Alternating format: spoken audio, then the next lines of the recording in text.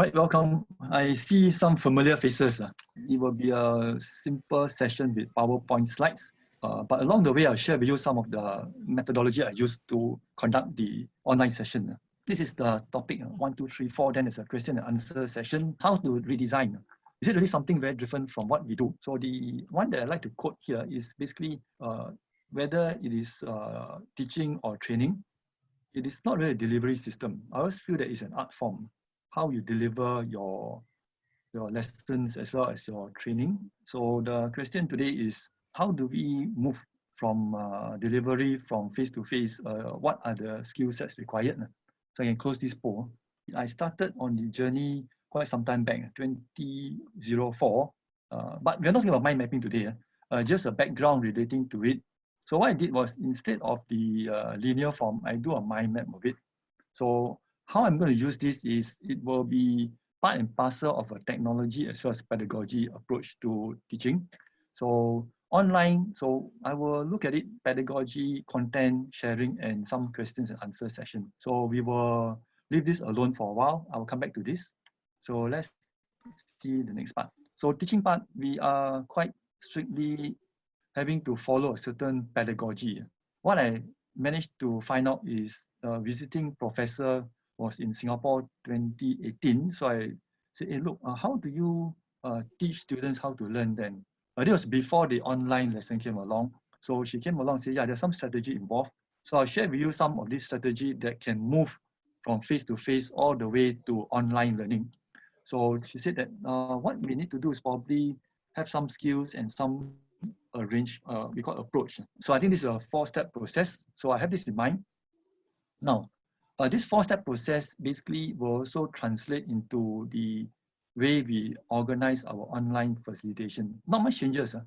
So instead of face-to-face, we have a very clear learning objective. So for those who are training, we'll probably have certain learning objective. What is the outcome? Second, we have a questioning session. Third, we have a RFacing, and then finally an outline or overview. Then I start looking at this and say, hey, not bad. Actually, we are quite aligned. So for the part Singapore and just for America, say, what are the differences then? So we look at this, and I believe most of you are quite familiar with Bloom's taxonomy. What we have across the top part, can we have higher order thinking skills, those in red, in an online facilitation? For example, today I don't see all of you face-to-face, but I know you're down there. So is that really a big difference between face-to-face and online? Or can we really go in depth a bit more relating to the use of Bloom's taxonomy? Or am I just going to talk and then all of you will try to understand and remember? I used mind map quite often last time. Now I still use it on and off. So this is one of those strategies which I do approach. If you are doing some of this, we call this the learner-centric. So the second question we come out of the poll is this. So we need to understand the learner. So whether it is online or face-to-face, we still need to know this particular question. Are they mostly visual, auditory, kinesthetic, or reading and writing learners? The VAKR or VARK, right? So that's the second poll we do. So 80%, quite typical, 80% is both visual and kinesthetic learner. We have to have quite a bit of visual involved. So now you see my slides, there's always some visual on the right-hand side. So I happen to have this ability to draw, so I draw things down there. Second is kinesthetic. So far, nothing kinesthetic, but today, what it did is doing the poll is kinesthetic. So they come back and then we know that at least 90% will be responding to it or have responded to it. So the focus today will be learner-centric. So we need to capture the visual learners as well as the kinesthetic learner. Reading and writing, yeah, all right, they will also do it. So auditory, 5% only, very few. So I think that's why we have a big issue. So today, if you do online, most of the time you're going to talk, then the screen is in front of them.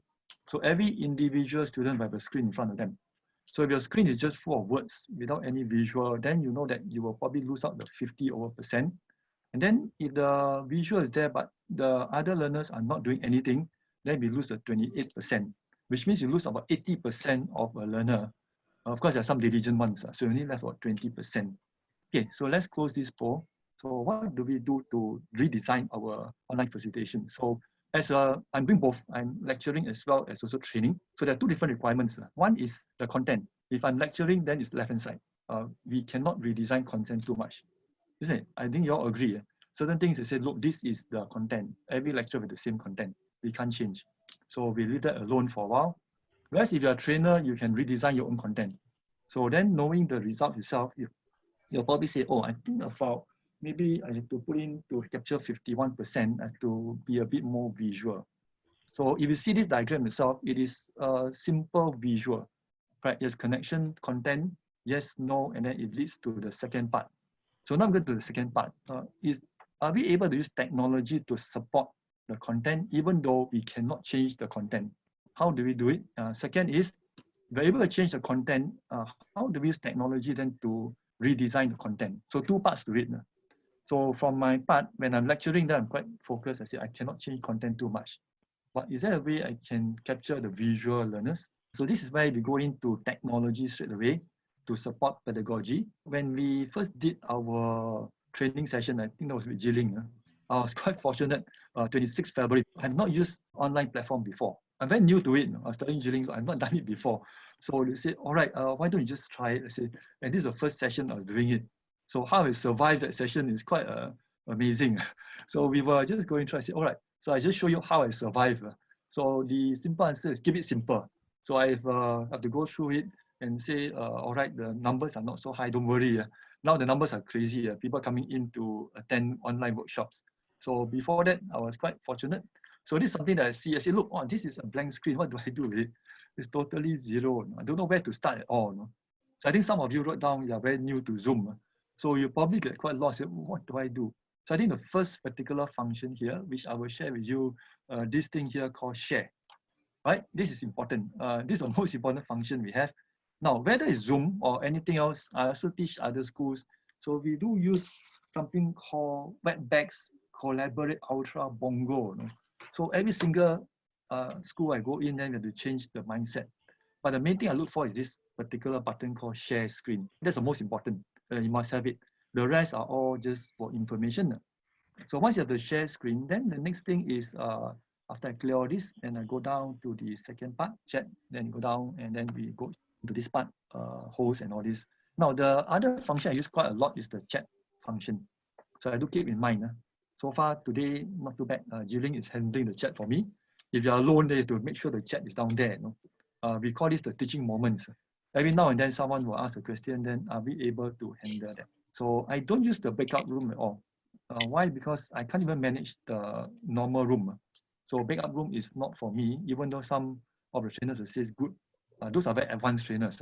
I know Sabah is there. Okay, he says backup room you use, but I can't use backup room because I don't know how to handle it. All right, I will leave it out. So don't do backup room yet unless you are very familiar. Okay, share screen.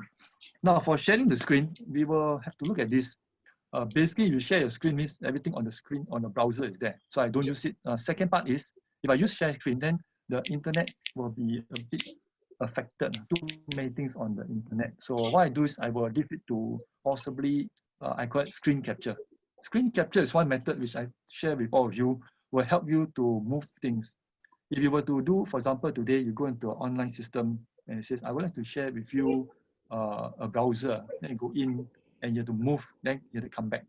So far I see my PowerPoint slides are all share screen or print screen. So I don't do any share screen browser yet. My first take on it is not easy doing online. I have to be very comfortable to just move from one slide to the next. And then the most I just annotate. Yes, that's the one. So I search for PowerPoint. So have your PowerPoint slides ready. So once you have it, then like what I'm doing today, I just click the page down, or page up. Right. At the same time, if you are not so comfortable, what I do is I will have my iPad ready somewhere on my left-hand side. So I know which particular screen is this, and I go in and I will search for that screen. So far, all right, I don't even use this function. So I'm not a very advanced learner in that sense, advanced user. This is something that from feedback from my other lecturers, they were looking for everything, you know, advanced, and then they get very confused over it. So I share my other lecture. I say, look, don't use too many things. Just go in, PowerPoint slide. So far, quite a few of us say, so what's the big deal about this, right? It's still very much presentation, nothing new about this whole issue relating to online. That's the main idea, to get comfortable with the technology first. I said, all right, at least I know I can move the slides up and down. That was very important because I can't see my slides up and down. I will get a bit concerned.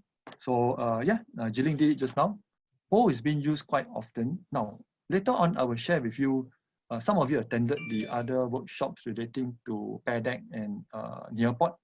The poll is an important function to use. Like earlier on, we did a poll. So about 90%, a typical class, maybe if you're lucky, about 80% will reply, right? A typical class.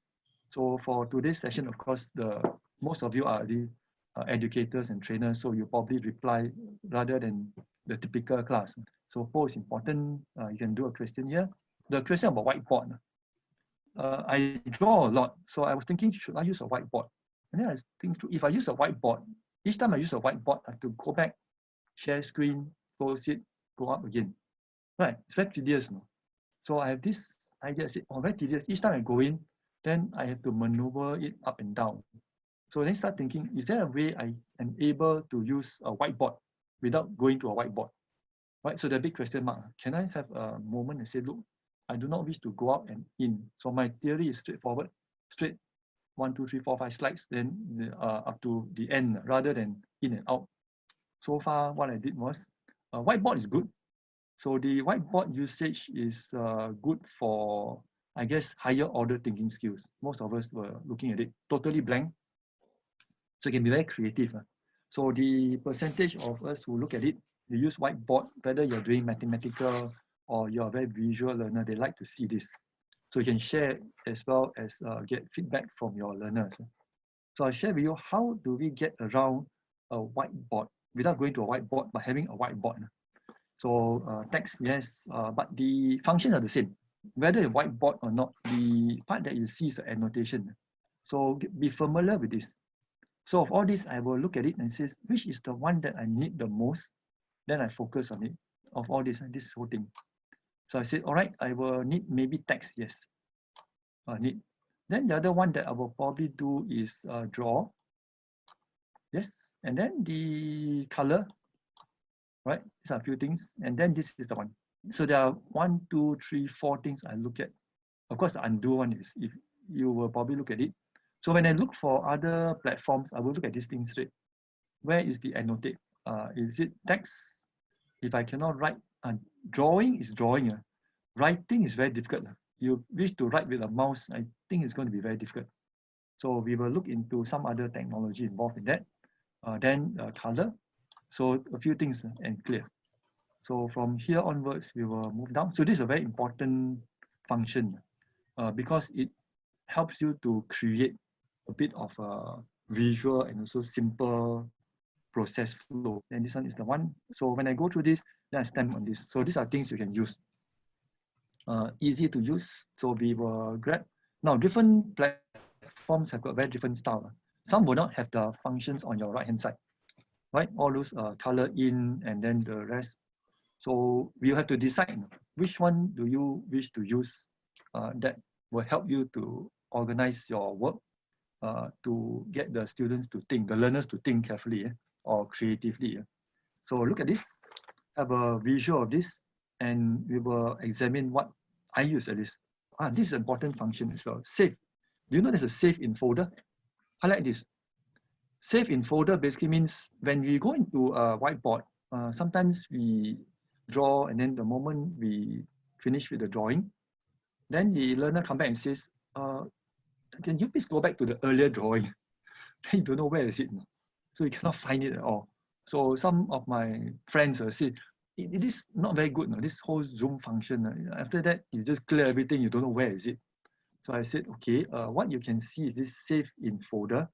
So before you erase anything, save in folder. So in the event, learners will always come back to you one day or during the lesson. So can you please explain to me again? You're not going to draw over again. Don't draw over again because it's going to take a lot of time. Save in folder, then show in folder. Now there's another, do highlight. Not every software or conference, visual conference have this function. Bongo has a slightly different function. What they do is you can actually save it automatically. So do check this function where you can go back to what you have design. So where it goes in is this. So it will go into your document folder. For those who are doing Zoom, do take note, very important because it goes into that. So each time you go in, you see whiteboard number 1, 2, 3. So you know, and you can bring it out. This is where you start bringing out your drawing from the first, second, third. So you can recycle them, right? I call them recycle. So you can use it again and say, this is, okay, let's explain this for the class. Or better still, you can use this and send it to the learners later on. Right. So you don't need to again think about what did I do, go back to the recording. Second thing is, even though your session is recorded, I believe most of the time the learners won't go in and hear your recording again. That's my take on it. What they do is probably they have their own screenshot. They probably screenshot. The second thing is, if you're doing something important, I will advise the learners, the students to screenshot. Right? They call it screen capture. Right? Some learners will say, you're moving too fast. Say, all right, what you do is please do a screen capture, save it somewhere. Right? That's another technique which I use quite a lot. So they will just screen capture, keep it somewhere, and their own notes. The diligent one will keep it. So remember, there's one here, screen capture. This can be used whenever you have this annotate function. So you keep it somewhere for you to use. Spotlight, you wish to move highlight certain things instead of a mouse. And then eraser, right, some function, clear all drawing. But remember, don't clear all drawing until you save it if you wish to. Important enough for you to save it before you clear. So there's one color, yes. I use a lot of colors, color coding. So remember, before you even, I draw something, I have to decide what color am I going to use. Red color, so we have a color code, blue, green, yellow. Not that many colors. So you wish to look at the fonts, there's a font size for you when you type in. So far, I've covered the basic functions. So now, the issue is how do we use technology to support our material, our content?